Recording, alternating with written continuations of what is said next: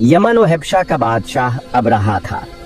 उसने शहर सनआ में एक गर्जा घर बनाया था और उसकी ख्वाहिश थी कि हज करने वाले बजाय मक्का मकरमा के सनआ में आएं और इसी गर्जा घर का तवाफ करें और यहीं हज का मेला हुआ करे। अरब खुसूसन कुरैशियों को ये बात बहुत शाक गुजरी। चनांचा कुरैश के कबीला बनु कनाना के एक शख्स ने आपे से बाहर होकर सनआ का सफर किया और अबरहा के गर्जा घर में दाखिल होकर पेशाब पाखाना कर दिया और उसके दरो दीवार को नजासत से आलूदा कर डाला। इस हरकत पर अबरहा है बादशाह को बहुत पेश आया और उसने काबा मौजमा को ढा देने की कसम खा ली और इस इरादा से अपना लश्कर लेकर रवाना हो गया। इस लश्कर में बहुत से हाथी थे और इन हाथियों के साथ साथ का पेशरो एक बहुत बड़ा कुआ पीकर हाथी था जिसका नाम महमूद था। अबरहा ने अपनी फौज लेकर मक्का मुकरमा पर चढ़ाई कर दी और अहल मक्का के सब जानवरों को अपने कब्जे हाथ ले लिया, जिसमें अब्दाल मुत्तलब के ऊंट भी थे। यही अब्दाल मुत्तलब जो हमारे हुजूर खातमुन नबीयीन सल्लल्लाहु अलैहि वसल्लम के दादा हैं, खाना काबा के मुतौली और अहल मक्का के सरदार थे। ये बहुत ही रौबदार और निहायत ही जसीम और बाशकवा आदमी थे। ये अबरहा के पास आए। अबरहा ने उनकी बहुत ताजीम की और आने का मकसद पूछा तो आपने फरमाया कि तुम मेरे ऊँटों को मुझे वापस दे दो। ये सुनकर अबरहा ने कहा कि मुझे बड़ा ताजब हो रहा है कि मैं तो तुम्हारे काबा को ढाने के लिए फौज लेकर आया हूँ जो तुम्हारा और तुम्हारे बाप दादा का एक बहुत मुकद्दस व मोहतरम मकाम है। आपने उसके बारे में कुछ भी मुझसे नहीं कहा, सिर्फ अपने ऊँटों का मुतालबा कर रहे हैं।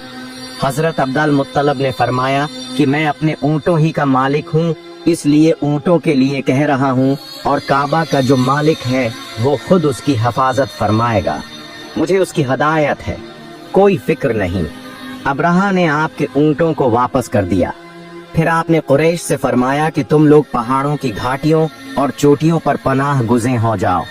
चनांचा कुरैश ने आपके मशूरा पर अमल किया। इसके बाद हजरत अब्दुल मुत्तलब ने काबा का दरवाजा पकड़कर बारगाह ए इलाही में काबा की हिफाजत के लिए खूब रो रो कर दुआ मांगी और दुआ से फारिग होकर आप भी अपनी कौम के साथ पहाड़ की चोटी पर चढ़ गए। अबरहा ने सुबह तड़के अपने लश्करों को लेकर काबा मुकद्दसा पर धावा बोल देने का हुक्म दे दिया और हाथियों को चलने के लिए उठाया। लेकिन हाथियों का पेशरो महमूद जो सबसे बड़ा था वो काबा की तरफ न चला, जिस तरफ उसको चलाते थे चलता था, मगर काबा मुकरमा की तरफ जब उसको चलाते थे तो वो बैठ जाता था।